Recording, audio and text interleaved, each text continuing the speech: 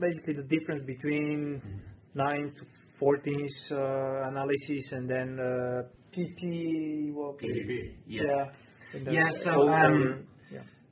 So my age group is 9 to 14s. We operate in cells. So that would be 2 age group bands. So for example, the 9s and 10s is one cell, the 11s, 12s is another cell, and then the 13s, 14s is the third cell. So the analysis philosophy will change depending on which cell you're in.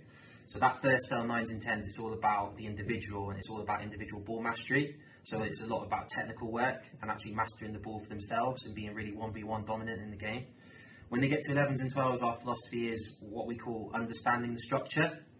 So it's still keeping those elements of developing the individual and it being about ball mastery and the technical side of the game, but it's also about, when they move to the 9v9 game, it's also about starting to understand our structure and how we like to play as a club, what our identity is from the first team all the way down and how we like to play. And then when they get to the 13s, 14s, it's again keeping those elements but adding what we call developing within the structure.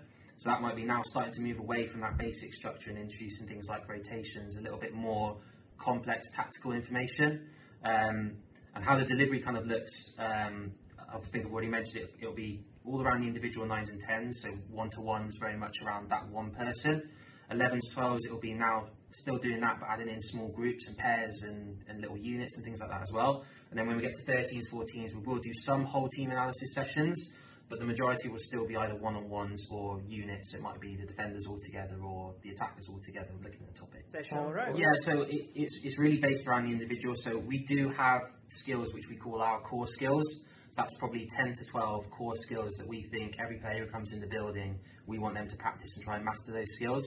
But outside of that, if we've got a really creative individual who's maybe doing things which are outside of that, we won't discourage that at all. So if you've got a skill which works for you, and it's maybe not a core turn, just because it's not in our core skills library, that doesn't matter. So you can go and be creative as an individual yourself if you want to.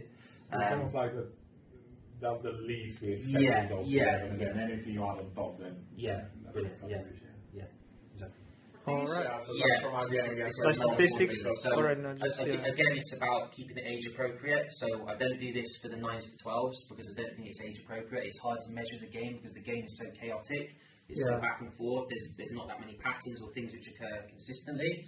And again, it's around the individual. So would doing team stats actually help us with that mission of helping the individual? Potentially not.